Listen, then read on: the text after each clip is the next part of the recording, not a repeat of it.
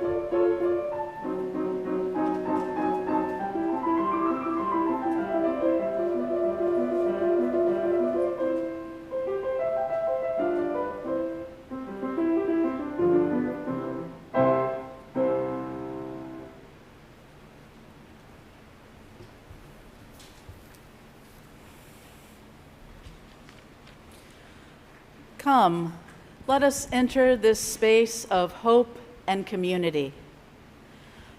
Come, let us enter this space with our sorrows, our joys, our passion and compassion.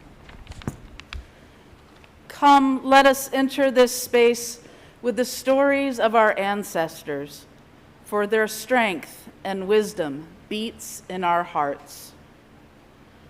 Come into this space, present to the beloved companions who move beside us. come into this space mindful that together we are building a future for other generations. Come into this space and let us worship. The words of Katie Romano Griffin.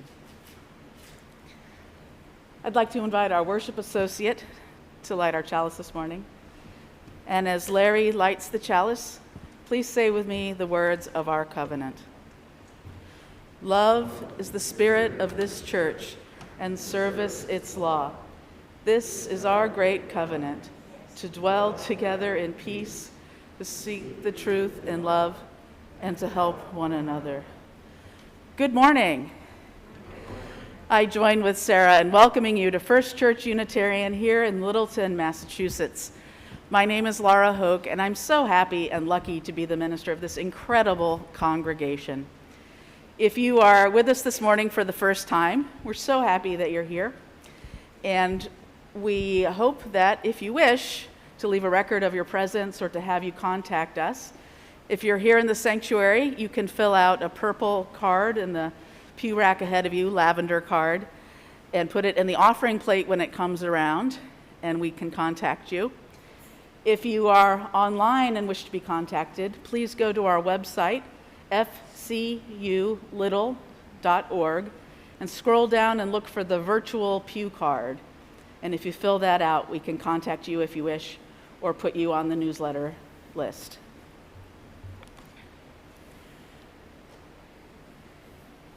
Our lay pastoral minister this morning is David Butts. There he is. And again, we will be outside on the sideline afterwards for those of you who can brave the cold.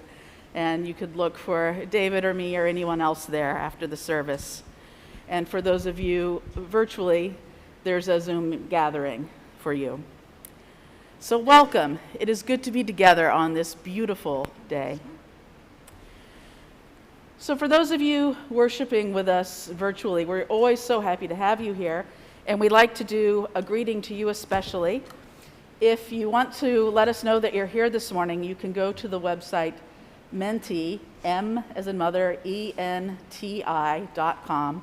and put in this number, 6772-2124.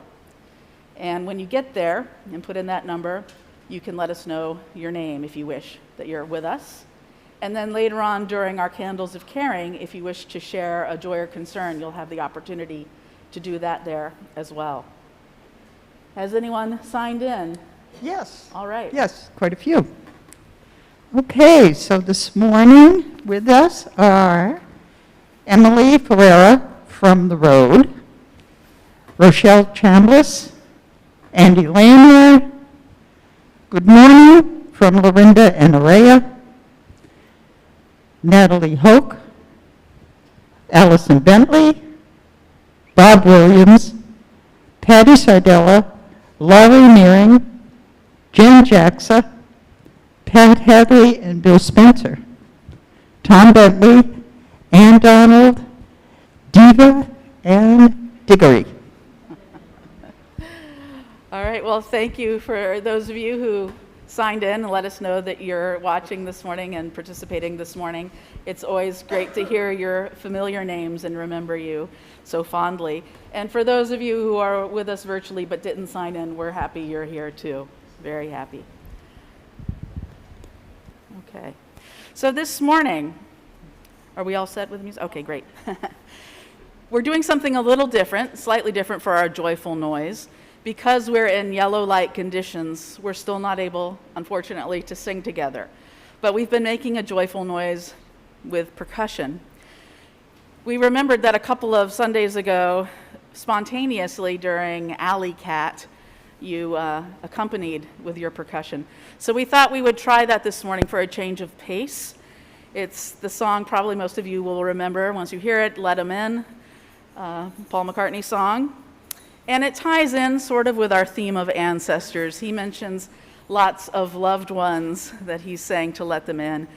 And it's a reminder that those who are today's loved ones are tomorrow's ancestors, because his list of loved ones are now among the ancestors, with the exception of his brother Michael. So just a reminder. So I'll be up here doing some percussion, but feel free to improvise and do your own thing.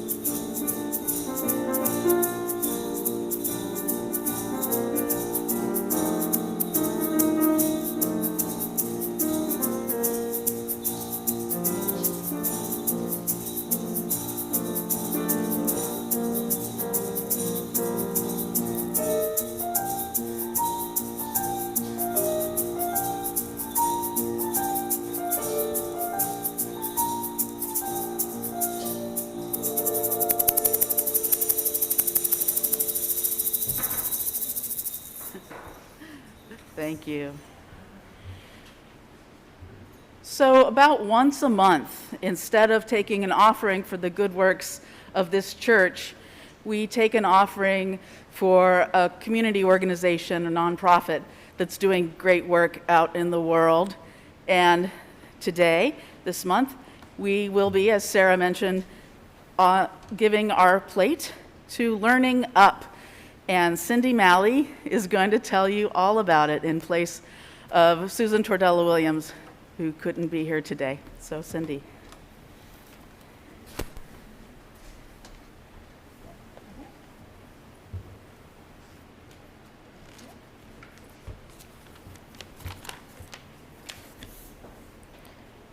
Hello.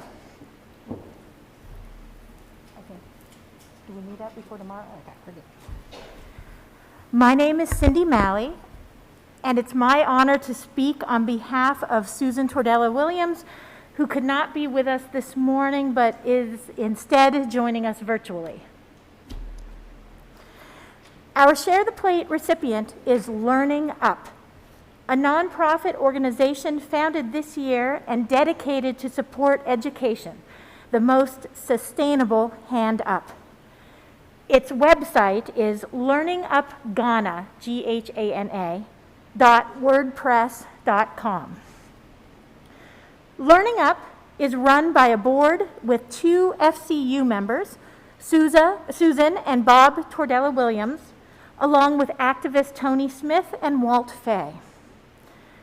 I will be sharing the words of Mark Tilla, who founded the McDade Sons of Grace Preparatory School in Ghana in 2009 with less than $1. As principal, he leads a staff of 10 with 200 students from kindergarten through 8th grade. Before receiving aid from Learning Up, Mark moonlighted as a fisherman instead of taking a salary. Mark writes, "My parents were petty farmers who lived from hand to mouth and couldn't pay tuition, uniform, or exam fees. I developed the interest to help disadvantaged children and responded to a call from God to start a school for poor children. Our mission is giving peace to children through education. Our motto is, focus, the resistant coat. We serve children from poor homes, orphans, and children who escape serious child labor on remote islands.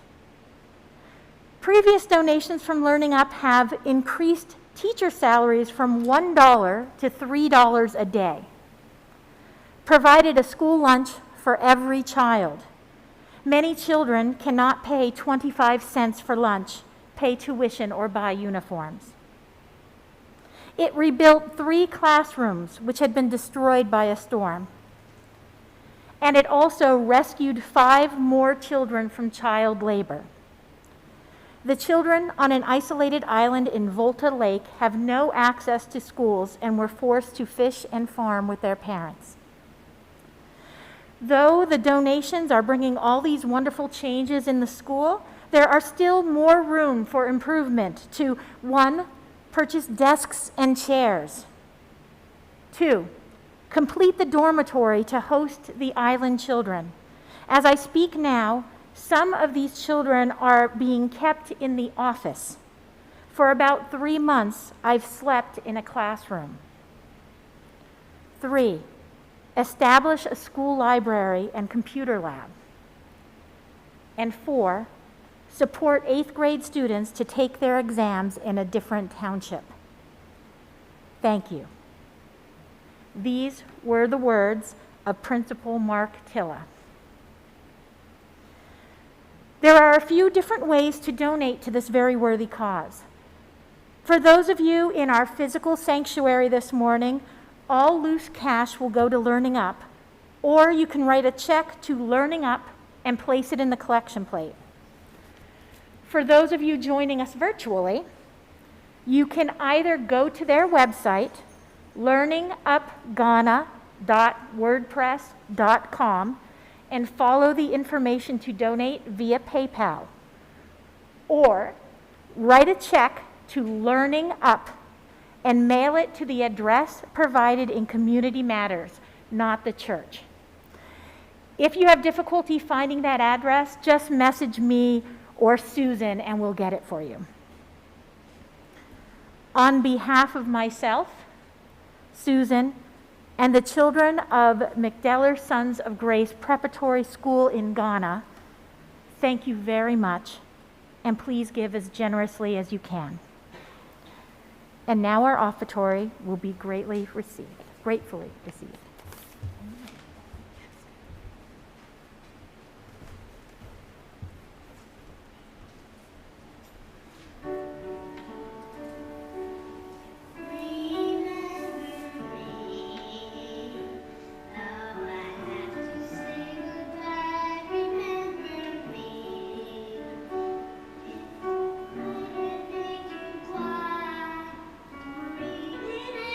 Far away, my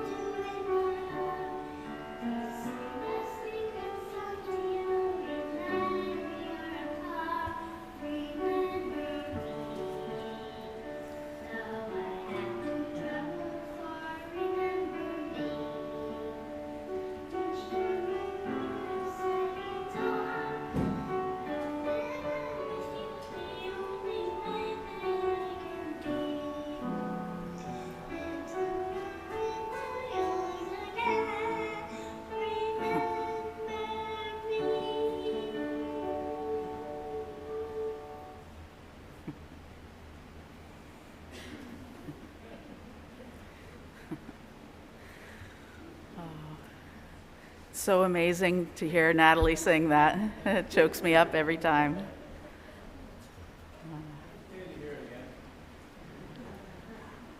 Want an encore?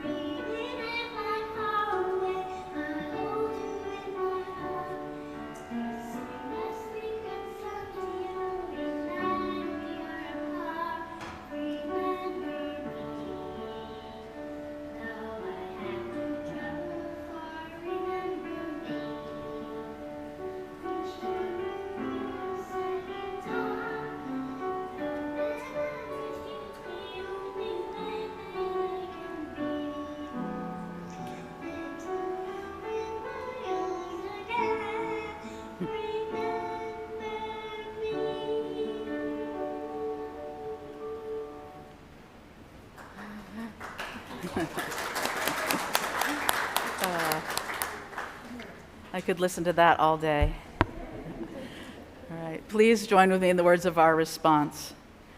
We are grateful for the opportunity to give and serve, and grateful for the gifts we have received. May this affirm the ministries of our church community, both within and beyond these walls. Most weeks, this congregation shares a special time to feel again our deep connection to one another and to that which we consider holy. And it's in this spirit that we share in the candles of caring. If someone, or you or someone in your family or family of choice, has recently experienced a special joy or a deep concern or sorrow, you're invited to share that as you feel moved.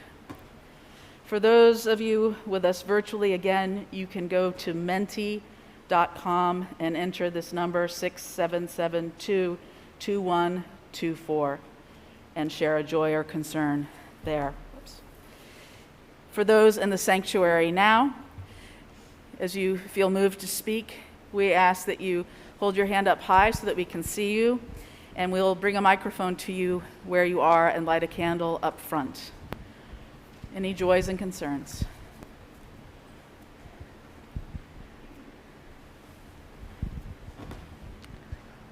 I'm Carolyn Mccreary, and I'm speaking in behalf of my wife, Carol Tillis.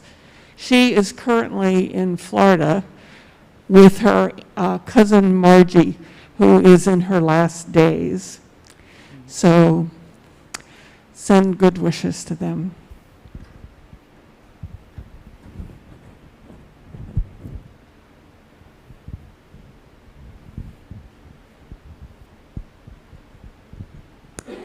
Hi, I'm Chris Ursland, and I'm lighting this candle for my daughter-in-law's father who passed away on Monday, Rick Kegler.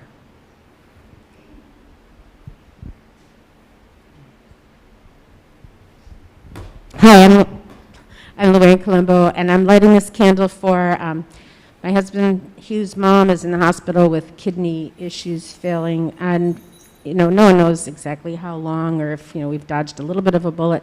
So I want to pray for her, but more for him because he puts up with so much with his ridiculous, crazy family, and he is such a good person, as you all know, and he's the one I'm even more concerned about. So thank you.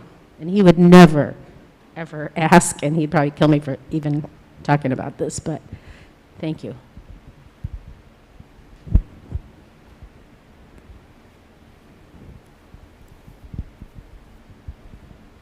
Hi, I'm Peter Sina, and this is a candle of thanks for a beautiful angel who came back to church last Sunday afternoon and searched for and found my hearing aid, that angel being Lori Nearing. Yay.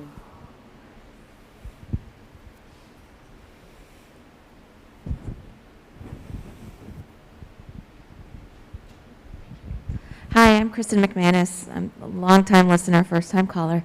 I have 2 candles of joy to share, one of which is that my 8 and 10-year-old girls got their first vaccine on Tuesday, so it gives us some hope for the holiday season, but for the future in general. And the second was last night we celebrated, my brother had eloped with his fiance, and we celebrated them last night in a family dinner, which with the vaccinations have made that a lot easier too. Thank you.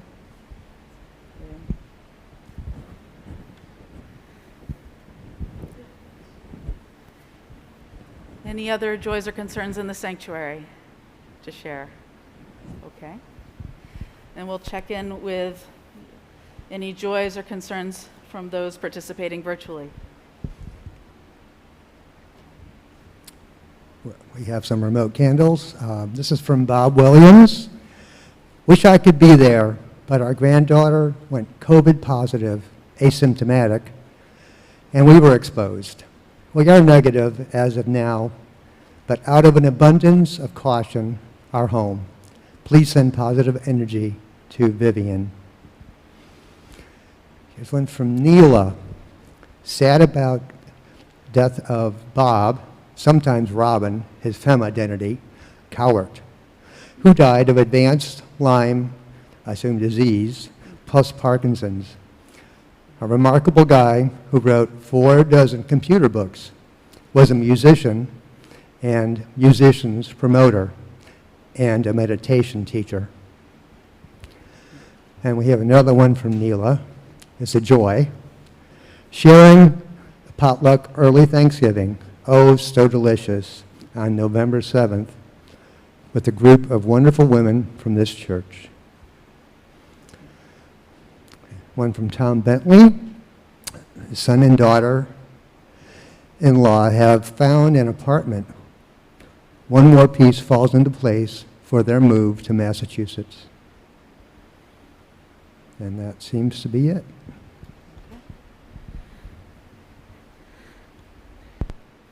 And I'd like to ask Martha to light one more candle and let this represent all the joys and concerns that are with us this morning, but that remain unspoken. Thank you. Please join with me in the spirit of meditation or prayer. Once again, we have come together in love and trust, sharing those cares dearest to us with this gathered, beloved community. Let us hold in our thoughts or prayers and our wishes those joys and concerns that were spoken this morning, as well as those joys and concerns that remain unspoken as we share together in a time of sacred silence.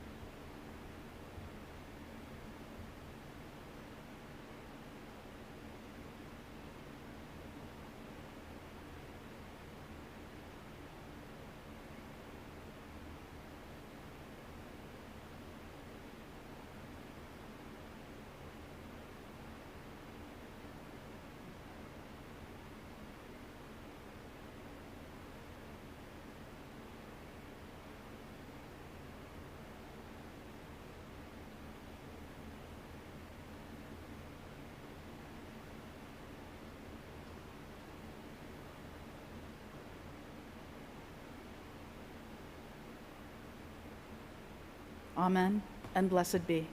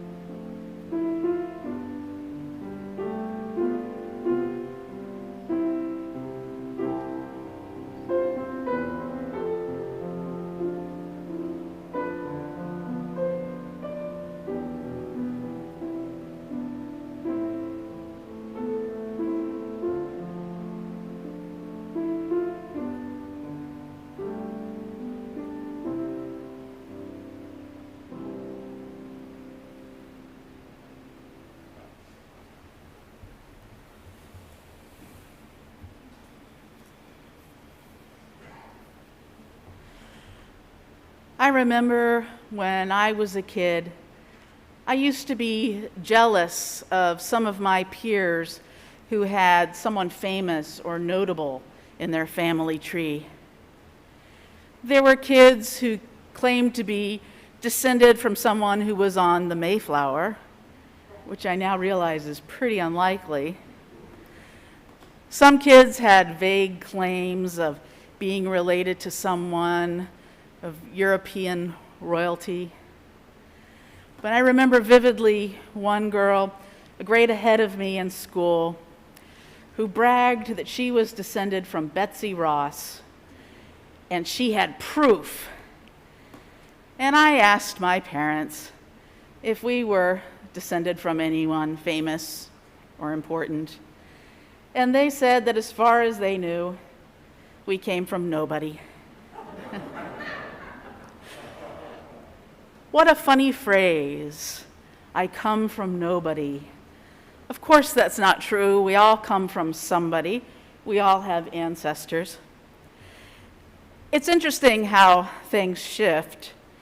My social circle, or my bubble growing up, was made up of little kids who were all white, mostly from very conservative households. In retrospect, many of their claims, whether true or not, reflect the white supremacy culture that was all around us then. Now, my bubble, my social circle, somewhat more diverse and thankfully made up of people who are trying to break away from white supremacy culture to varying degrees. About 10 years or so ago, I started to get interested in genealogy. And really, what I wanted to know was, from what places did my ancestors come to North America? From where did they immigrate to this country? On both sides, my ancestors came here long ago, usually before it was the United States. So it can be a challenge to trace things back to the old country or the old countries. But the one thing I was actually most interested in was this rumor that there was Cherokee ancestry in my family. My mother's family is from Tennessee, and certainly there are many Cherokee there. And my mother's father had made claims of being descended from a Cherokee princess. Have you heard that one before? It's a common myth, actually, this Cherokee princess myth. So I'm sure that's not true. But on my mother's side, there's an ancestor who had several wives, it appears at the same time, and one of them was in fact a Cherokee woman. Now the family tree shows us as coming from one of the Euro-American or white women, but of course that could have been whitewashing from back in the days when having Native American ancestry was something to hide, thanks of course to white supremacy culture. So I was very curious about this, and I had DNA testing, and I convinced my mother to do it too. And what did it show about Cherokee heritage? I'll reveal that later in the homily. I have to keep you listening. For now, I ask, does it matter who our ancestors are? Sure, we might be curious, but does it actually matter? I'm aware that some of you are adopted, or probably some of you come from various other situations where doing family tree research is almost impossible. I know in my case, it's the lines of relative privilege that are the easiest to trace back because there's so much more paperwork than the lines of relative less privilege. But who are our ancestors, really? I mean, aside from DNA and family trees and whatever we can learn from that, there are the ancestors of your blood lineages, yes, but there are other ancestors who are often just as important or even more important. For instance, You might think of your ancestors as being people who paved the way for you in ways that are beyond family. I think of my Unitarian and Universalist ancestors. Aside from my parents, none of them are genetically related to me. But in my day-to-day life and in my calling, few are more important to me than the Unitarians and Universalists who paved the way. I think of the ancestors from this congregation who founded it in 1714 and those who kept things going right up until this day. Those are our common ancestors, yours and mine. They are my chosen ancestors in the same way that so many modern Unitarian Universalists are my chosen family. I also consider the women who paved the way for me, those who worked for women's rights, those pioneering women who pushed the envelope on what's considered acceptable or possible for a woman to do. Those are my chosen ancestors. I also consider courageous LGBTQ people who came before me, bravely challenging accepted gender and sexual norms. Those are my chosen ancestors too. Perhaps something about your identity or your vocation or avocation contains chosen ancestors for you.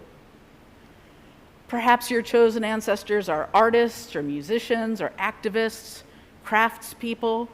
They could be builders, writers, farmers, growers. You might have a special line of people that give you inspiration for what you do as a calling, whether it's your profession or not. Of course, many cultures in the world have or have had forms of ancestor worship or veneration. It's very common across many, many cultures. Recently, of course, we had Dia de los Muertos, Day of the Dead in Mexico. There's also Samhain, the Celtic peoples. Those are pretty familiar to most of us.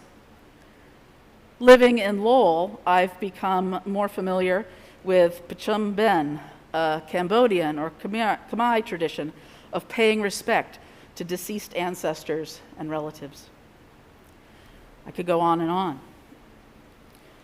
This month's Soul Matters theme is Holding History. And this month's Soul Matters resources remind us that remembering who we want to be is tied up with remembering where we've come from. Holding on to our roots keeps us rooted. It also keeps us connected to gratitude and humility. To remember where you've come from is to remember that you didn't create yourself or earn your successes all on your own. Or as writer Alice Walker puts it, to acknowledge our ancestors means we are aware that we did not make ourselves. Indeed, we all stand on the shoulders of giants. What we do, including everything that's happening in this sanctuary today and streaming onto the internet, would not be happening, simply would not be happening or possible if it weren't for all those creative, hardworking people who came before us. Sometimes in white supremacy culture, we have a tendency to think we're entirely self-made, but that's never true. Many of my ancestors, chosen ancestors, make me so grateful and so proud. I can think of them and perhaps inspire myself to be a little more brave, to work a little harder. And we all have these kinds of ancestors, and they can be the wind beneath our wings. One present-day example of honoring the ancestors that I find quite moving is often found in African American culture. It's common to hear African Americans today talking about the ancestors, drawing on their courage and strength.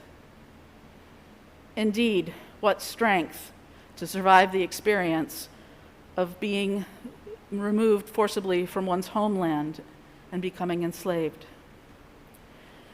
As renowned activist and former Unitarian Universalist General Assembly Ware lecturer Brittany Packnett puts it, in times like these, difficult times, I look to the past.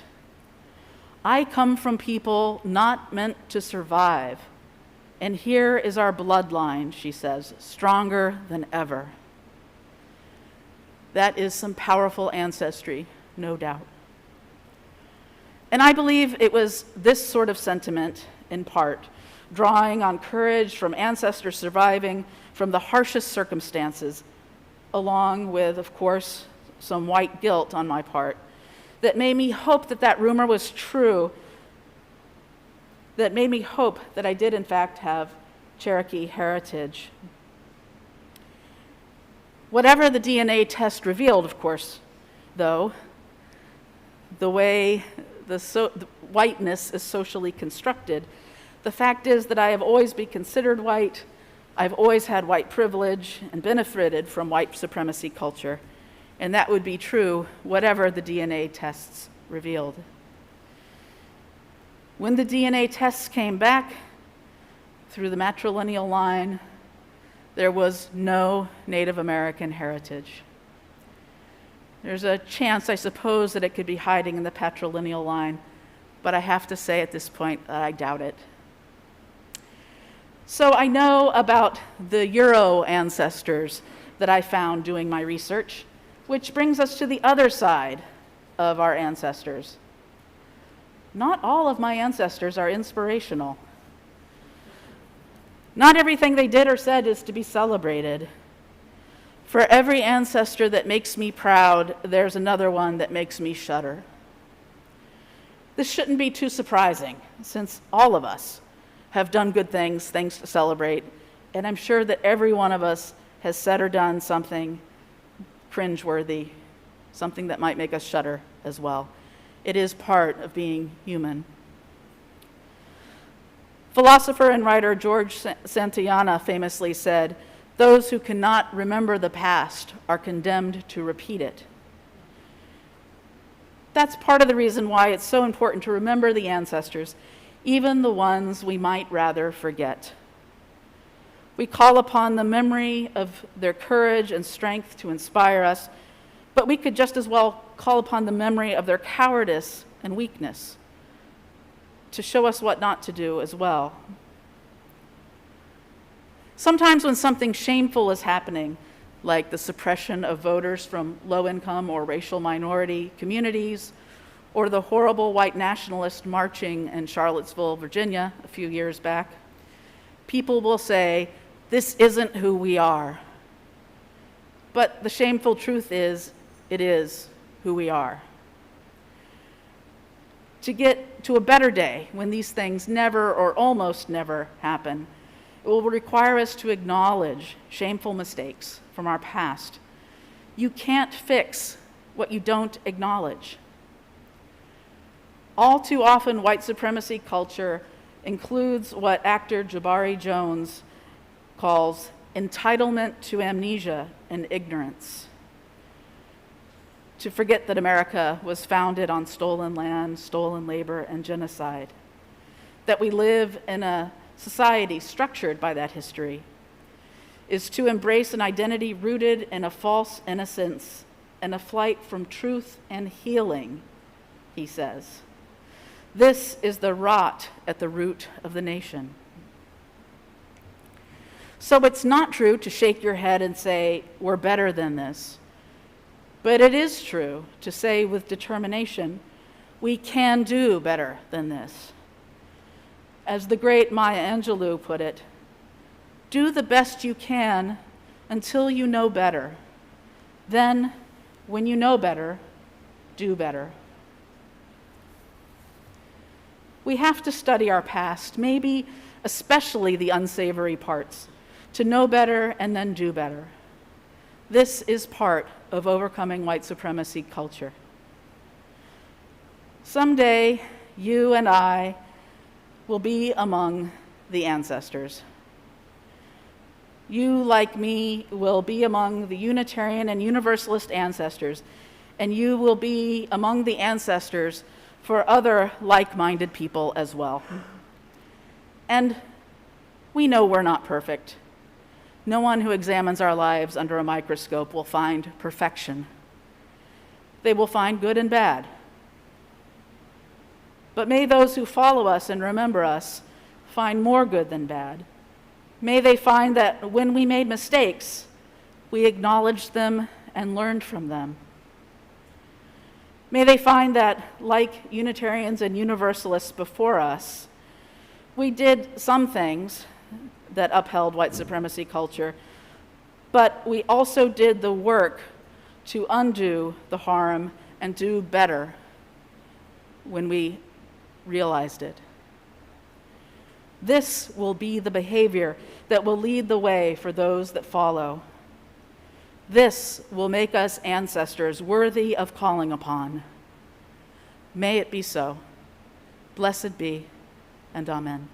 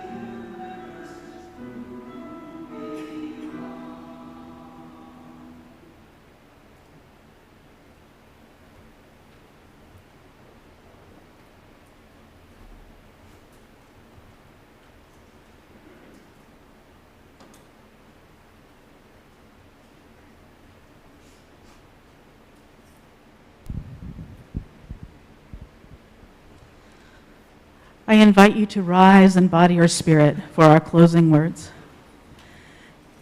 And if you wish, hold out your hands and feel the energy between us and the energy for those with us virtually this morning as well.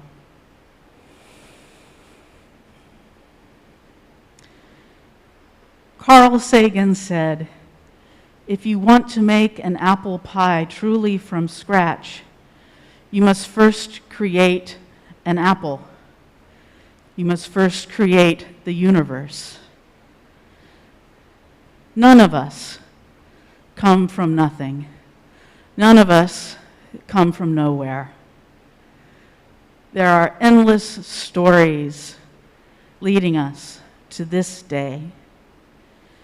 May we learn from it all, and may we lead lives that will make us worthy ancestors for those who follow. May it be so. Blessed be, and amen.